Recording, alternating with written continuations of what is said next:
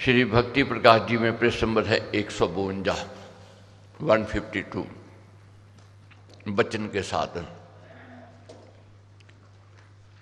152 पृष्ठ नंबर, वचन के साधन।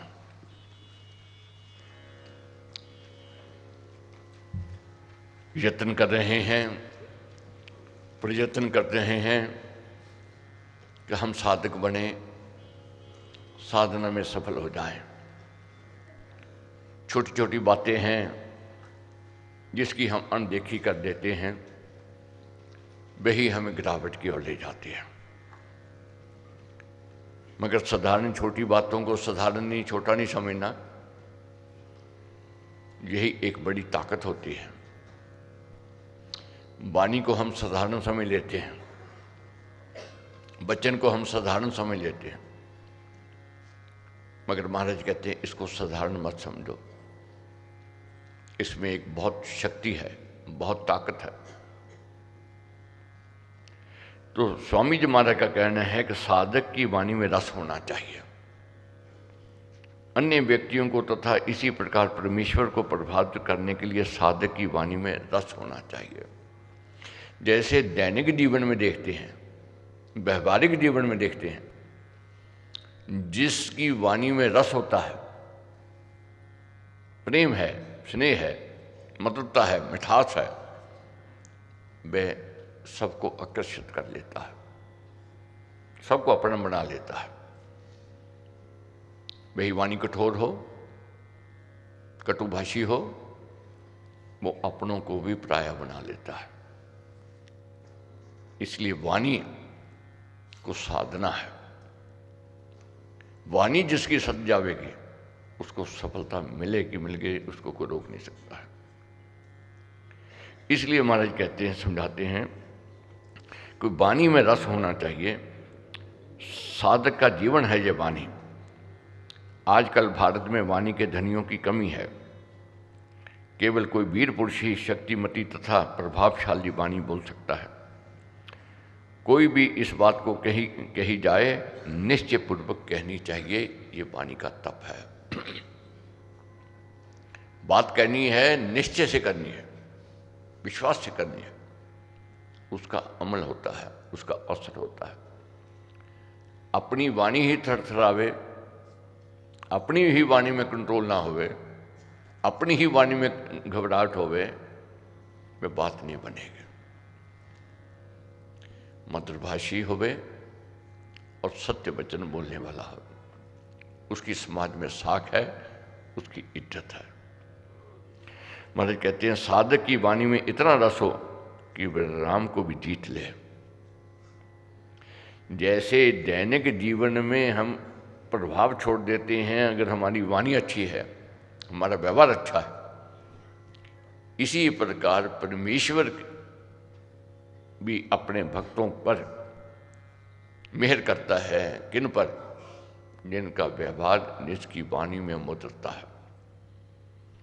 भक्ति भरे गीत हम गाते हैं, प्रेम भरे गीत गाते हैं, रस भरे गीत गाते हैं, ये माल को रिझाने के लिए। और जब ये गीत गाते हैं, माल की कृपा के पात्र बनते हैं। ये वाणी की मिठास है, वाणी का तप है। इसलिए वाणी को साधारण नहीं समझना है। तो महाराज का कहना है, सुसाधन कहूं वचन के, सिमर देव भगवान, जिसकी महिमा अटल है परिपूर्ण ज्ञान। सुसाधन कहूं वचन के, महाराज कहते हैं, सिमर देव भगवान, परमेश्वर का चिंतन ध्यान करते हुए, जिसकी महिमा अटल है परिपूर्ण ज्ञान। वाणी को साधारण नहीं समझना है। एक वाणी है, कह देवे, वो कहते हैं बस जी उसने कह दिया, बस लिखने लिखाने की कोई जरूरत नहीं है। और एक वाणी है और कहे मेरे से पूर्ण नोट लिखवा लो, स्टाम्प लिखवा लो, वो कहेगा तेरा क्या विश्वास है, तेरा क्या भरोसा है, तो कल मुकर जावे, ये मेरा नहीं लिखा हुआ, फिर क्या करेगा। व्यापार में देखो, व्यवहार में देखो, और परिवार में देखो, वाणी ही काम करती है।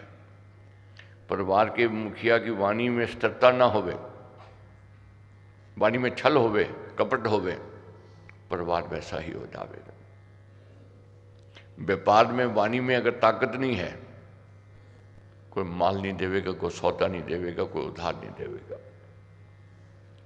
जिसकी वाणी में ताकत है उसको सब उधार भी देवेंगे, माल भी देवेंगे, और उसकी समाज में साख भी होगी। जो कह देता है भाई इतने दिन में दे दूंगा, उसकी साख है। जो कह देवे करे नहीं, उसकी साख गिर जाती है। इसलिए महाराज कहते हैं वाणी को साधना है। नहीं वचन का मोल है ये हीरा अनमोल, बोल बोलने से पड़ा मुख में उसको तोल। नहीं वचन का मोल है, वचन का मोल नहीं है, मगर ये हीरा अनमोल है, अनमोल हीरा है। इसलिए बोलने से पहले अपने अंदर मुख में तोल लो कि मैं कहने जा रहा हूं, मैं कहने जा रही हूं, क्या मैं कर पाऊंगा या मैं कर पाऊंगी। अंदर तोल लेना है, फिर कहना है। जो तोल लेता है और फिर कहता है वह मान सम्मान को प्राप्त करता है। जो पहले कह देता है फिर बाद में तोलता है, फिर वह बात नहीं बनती है, वह साख नहीं होती है, वह इज्जत नहीं होती है। 3 दोष हैं वचन के। अब कैसे बचना है हमारे समझाते हैं, बहुत अच्छा प्रसंग है समझने का। 3 दोष हैं वचन के, अपना करे बखान, निंदा करना अन्य की, झूठा वचन महान।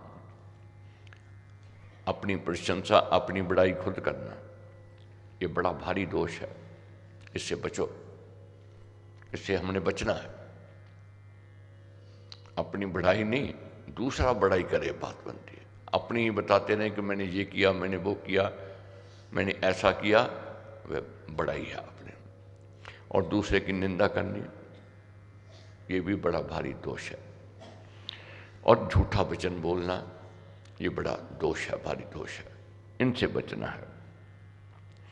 तुच्छ गिने जन अन्य को, निज गुण का कर गान, सभ्य जनों में ऐठ से पाए घोर अपमान। अपनी तो बड़ाई करे, दूसरे का नदारद करे, अपने को बड़ा बनावे और दूसरे को छोटा बनावे। ऐसे व्यक्ति की समाज में साख नहीं होती है। किसकी साख है? जहां तक परमेश्वर के दरबार में भी यही समझ लो, जो कहने लग जाते हैं मैंने कमाया, मैंने बनाया, उसको समाज इज्जत नहीं देता है। मैं जानता इसका अहंकार बोल रहा है कि मैंने मेहनत से बना। अरे मेहनत तो मजदूर भी करता है, अगर मेहनत से मिले मजदूर सब करोड़पति अरबों बन जावे। ठीक है, तूने मेहनत की है, उसकी मेहर से ही मिला है।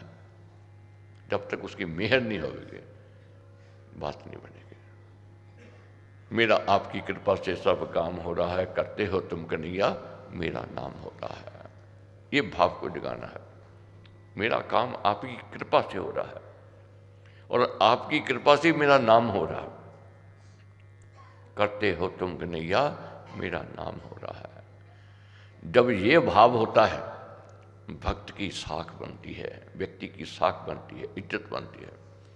मगर जब कहने लग जाए मैंने बनाया, मैंने किया, बस समाज में उसको व्यक्ति तुच्छ समझने लग जाते हैं, उसको अच्छा नहीं समझेंगे, उसकी साख नहीं होगी, इज्जत नहीं होगी। और झुके ना गुरुजन सुजन पे, मात पिता को मान, देवे ने ही घमंड घर, भरा विषम अभिमान।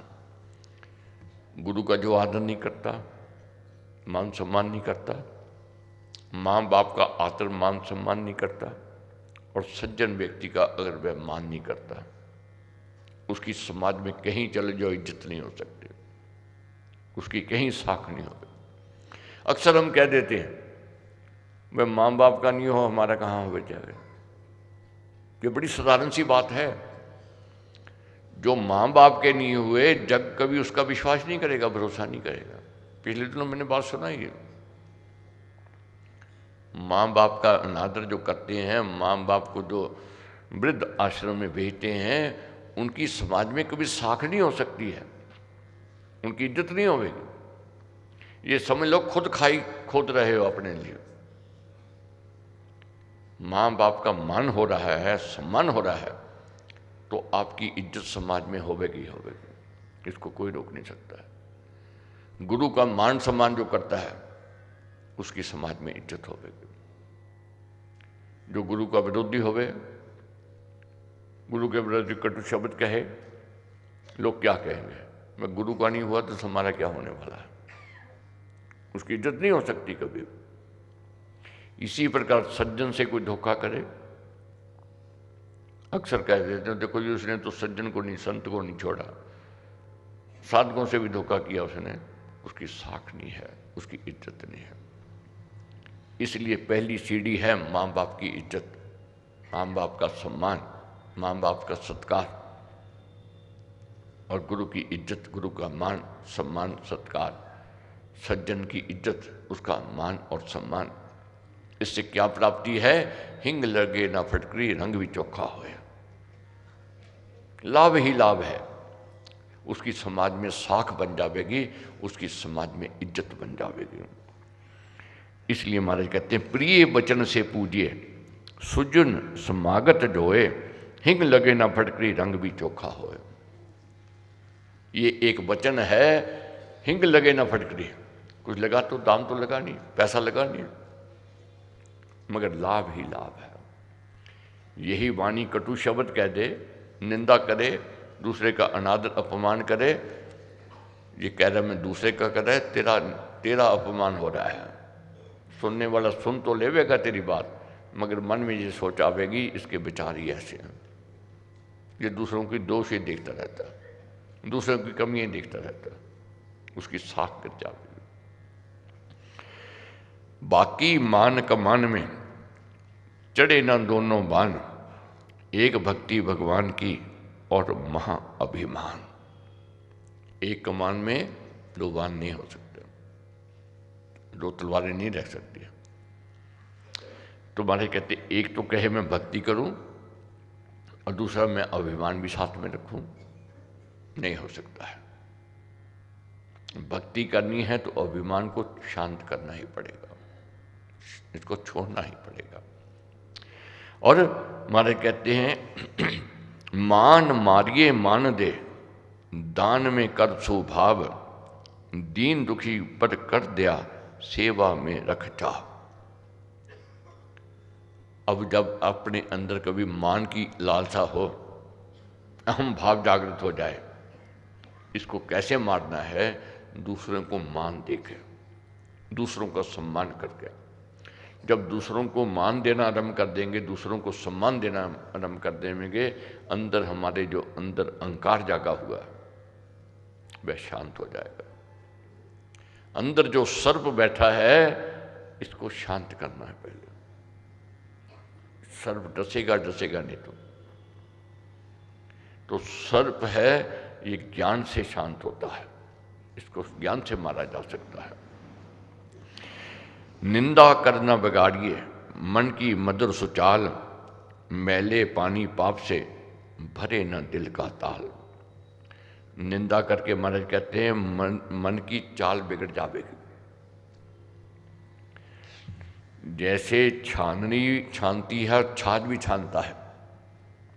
छाननी में जब हम छानते हैं तो क्या है, कंकड़ हमारे हाथ में रह जाते हैं, असल नीचे निकल जाता है। छाछ में जब हम छानते हैं तो कंकड़ बाहर जाते हैं, असल हमारे पास रह जाता है। जब दूसरे की निंदा करने लग जाते हैं क्या होता है, हमारे गुण भी दूर हो जाते हैं। अनिष्ट चिंतन और का करे गुणों की हानि, में गुणों की हानि करता है, नुकसान देता है। मगर दूसरे के जब गुण देखने लग जाते हैं, दूसरे की अच्छाई को देखने लग जाते हैं, हमारे अवगुण निकलने आरंभ हो जाते हैं और दूसरे के गुण हमारे अंदर आने आरंभ हो जाते हैं, विकसित होने आरंभ हो जाते हैं। तो इसलिए महाराज कहते हैं छलनी सम निंदक लख, तजे सार दे दोष, सज्जन साज समान है, गहे सार तज दोष। सज्जन बनना है, सज्जनता की ओर बढ़ना है। तो इसलिए महाराज कहते हैं, तोले जग में पाप सब, ध्यान तोला में आप, निंदा भारा पाप है, सभी पाप का बाप। सभी पापों का बाप क्या है? ये निंदा है। यही हमें बहुत प्रिय लगती है, ये हमें बहुत अच्छी लगती है। बाकी पापों से तो किनारा करने की यत्न प्रयत्न करते हैं, मगर निंदा से दूर करने का यत्न प्रयत्न नहीं करते हैं। यही मार खा जाते हैं, ये गलती हो जाती है। ये सब पापों से भी बड़ा पाप है, पापों का बाप है ये, इसलिए इससे बचना है। हमारे का स्वर्ण में सुसदन में कीड़ी ढूंढे छेक, निंदक गुणगण को तजे मिले दोष यदि एक। अब चींटी को कहो तू छेद क्यों करती है, तेरे लिए मैं सोने की ये कुटिया बना देता हूं, इसमें तू रह। उसको सोने की कुटिया में बैठा दो, वहां भी छेद करेगी, क्योंकि उसका स्वभाव है, बन गया है, तो छेद करके ही खुश है। निंदक का स्वभाव ही ये हो जाता है दूसरों के दोष देखना, आदत बन जाती है। और जब ये आदत बन जाती है, अपने गुण हानि की ओर चल जाते हैं, नुकसान की ओर हो जाते हैं, अपना ही नुकसान हो रहा है। इसलिए हमारे कहते हैं, जैसी जिस पे वस्तु है वैसी वही दिखाए, उसका बुरा ना मानिए अन्य कहाँ से लाए। अब कह देते हैं जी क्या करें, वो ऐसा व्यवहार है, उसका ऐसा स्वभाव है, निंदा नहीं करें तो क्या करें। हमारे कहते हैं, जैसी जिसके पास वस्तु है वही दिखावेगा। अगर उसके बुरा व्यवहार, बुरा स्वभाव है तो वो बुराई ही करेगा, अच्छा ही कहाँ करने वाला है। इसलिए उसकी बुराई देखकर आप बुरे नहीं बनना है, उसकी बुराई की निंदा करके खुद बुरे बन जाएंगे। क्या करना है? निंदा तजिए निंद कर अपने दोष विकार, यदि घट में मुख डालिए अवगुण दिखे अपार। निंदा करनी है तो अपने अवगुणों की करो, अपनी कमियों की करो, अपनी त्रुटियों की करनी है, अपने दोषों की करनी है, तब ये दूर होंगे। डरिए अपने राम से, जपिए उसका नाम, अपने कर्म निहारिए यही सियाना काम। निंदा नहीं करनी, अपने दोष देखने हैं, अगर निंदा करनी तो उसकी करो। और डरना है किससे? उससे, राम से, परमेश्वर से। इसलिए अपने कर्मों को साधना है। अपने कर्म बुरे होंगे अगर समझते, क्योंकि महापुरुषों का यही कहना है कि जैसी करनी वैसी भरनी। अगर दूसरे को गिराने का यत्न करेंगे, प्रयत्न करेंगे तो वैसा ही हमारे ऊपर होगा। इसलिए हमारे कहते हैं, अपने जन सब जानिए तज कर निंदा बैर, भात्र मैत्री भाव से धरो बैर पर पैर। बैर पर पैर रखना है और अपने सबको समझना है। और महाराज समझाते हैं, ऐसा वचन न बोलिए जिससे फैले फूट, कला क्रोध विरोध बैर फैले लूट घसूट। ऐसा वचन नहीं बोलना है जिससे फूट पड़ जावे, बिखर जाएगा, इससे बचना है। मंथरा ने फूट डाली थी घर में, क्या हुआ? किसी ने फिर उसके बाद अपनी बच्ची का नाम मंथरा नहीं रखा। कई ने फूट डाली, क्या हुआ? किसी माँ ने, बाप ने, पिता ने अपनी पुत्री का नाम ककई नहीं रखा, ऐसा नाम कलंकित हो गया। इसलिए इससे बचना है। तो महाराज कहते हैं, वाणी ऐसी बोलनी है जिससे प्रेम भाव जगे, एकता हो गए, विश्वास बढ़े, भरोसा बढ़े। आज क्या स्थिति है? जग में ऐसे ऐसे वचन बोले जा रहे हैं, भाई भाई को लड़ाया जा रहा है, मित्र मित्र को लड़ाया जा रहा है, पड़ोसी पड़ोसी को लड़ाया जा रहा है। तो इसलिए महाराज कहते हैं, ऐसा वचन न बोलिए जिससे फैले फूट, कला क्रोध विरोध बैर फैले लूट घसूट। वाणी से अमृत झरे करे सुशांत शरीर, भक्ति साहस उत्साह दे वाणी बनाए वीर। ये वाणी है, अगर अच्छी है, सद गई है, ये वीर बनाती है, वीरता की ओर ले जाती है। वाणी में थरथराहट है, वाणी में कमजोरी है, हमें भीरू बनावेगा, डरपोक बनावेगा। और महाराज कहते हैं वाणी से अमृत झरे करे सुशांत शरीर। जब वाणी ऐसी हितकारी कोई बोलता है, दूसरे के अंदर कितनी उत्तेजना हो, कितना अशांत मन क्यों ना हो, उसका मन शांत हो जाएगा। बहुत बार देखते हैं कोई दुखी आ जाए, दुखी को थोड़ी सांत्वना दे दो, थोड़ा प्यार दिखा दो, मीठी वाणी बोल दो, उसका दुख दर्द दूर हो जाता है, उसके अंदर आशा की किरण जागृत हो जाती है, जीने की चाहना हो जाती है। और कोई दुखी आवे, उसको कहो जी बस जी ऐसा ही है संसार, कितना किसी का कर लो, को अपना नहीं बनता है, उसने किया, उसका किया, ये तरह तरह की बात व्यक्ति को निराशा की ओर ले जाती है, उदासीनता की ओर ले जाती है। और ऐसे ऐसे भी व्यक्ति मिले हैं, देखे आपने, पढ़े होंगे, सुने होंगे कि किसी के कहने पर किसी को जीवन मिल गया और किसी के कहने पर वह जीवन छोड़ गया। एक वाणी है किसी को उत्साहित करती है, वीर बनाती है, और वही वाणी है किसी को डरपोक बनाती है, निराशा में ले जाती है। इसलिए वाणी को आशा की ओर ले जाना है, दूसरे को जगाने के लिए करना है, उत्साहित करने के लिए, अंदर वीरता लेकर के आनी है। वचन आग बन कर दहे, सुकृत भस्म बनाए, वचन से शांति सुख बढ़े, उन्नति ज्ञान उपाय। आज क्या स्थिति हो रही है, जाति जाति में, धर्म धर्म में आग उलगी जा रही है, उससे मन मुटाव बढ़ रहा है। मगर वही जब संत प्रेरणा देते हैं कि सब एक है, समाज एक है, परमेश्वर एक है, मालिक एक है, वही वाणी है, जोड़ती है, इकट्ठ की ओर ले जाती है, संगठन की ओर ले जाती है। इसलिए वाणी को अच्छा बोलना है, हितकारी वचन बोलना है। अब स्वभाव सबका अपना अपना है, जैसा स्वभाव होगा वाणी वैसा बोलेगी। बहुत बार देखते हैं, कह देता व्यक्ति ओहो मैं कहना तो चाहता नहीं, ये हो गया, निकल गया। अगर निकल नहीं गया, तेरे अंदर ये विचार थे, वे उबल गए, निकल आए। बहुत बार देखते हैं, बहुत कंट्रोल करते हैं व्यक्ति, कहते हैं मैंने बहुत कंट्रोल किया, पर क्या करूं, बात निकल गई। अरे निकली क्यों निकली, जैसा जल हो कूप में वैसा बाहर आए, वाणी का धर्वेश ही बाहर चित्त दिखाए। टैंकी में पानी लाल रंग का डाल दो, नलके में से पानी लाल निकलेगा, नीला डाल दो नीला निकलेगा, वह जैसा डाला वैसा ही निकलेगा। अंदर जैसे विचार होंगे, जैसा व्यवहार होएगा, जैसा स्वभाव होएगा, वह वाणी से निकल ही आता है, लाख कोई रोक लो। इसके लिए क्या करना है, अंदर को साफ करना है, हमारे कहते हैं।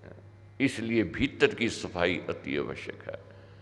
साधक के लिए, साधकों के लिए महाराज ने यही कहा है कि भीतर की सफाई सबसे उत्तम कही गई है।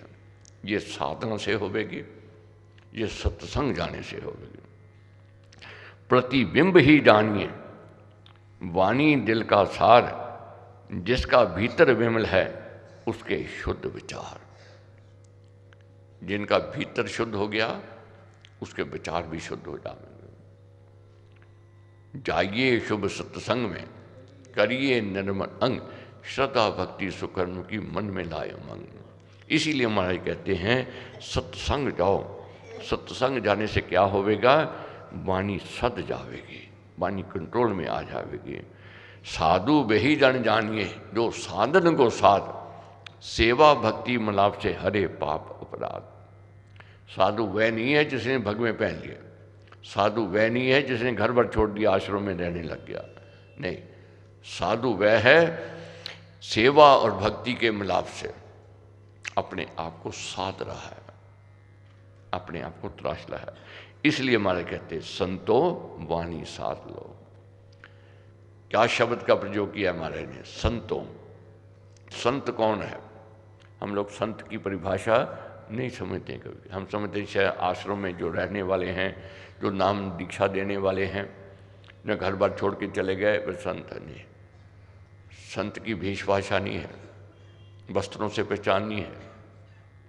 संत का स्वभाव ही पहचान है, उसका जीवन पहचान है, उसका चरित्र उसके पहचान है।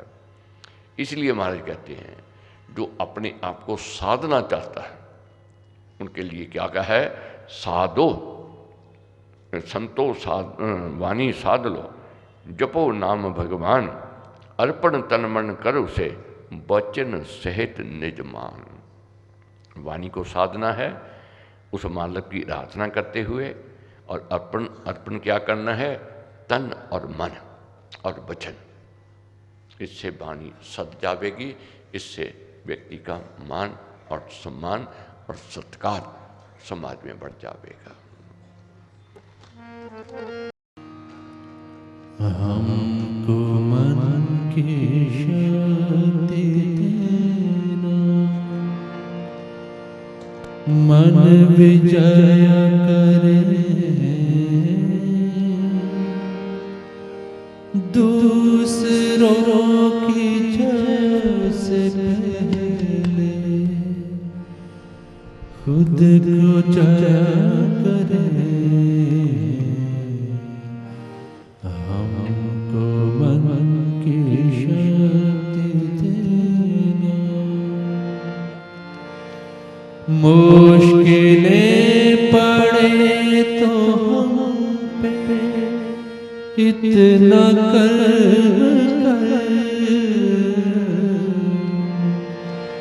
साथ दे तो धर्म का, चले तो धर्म पर।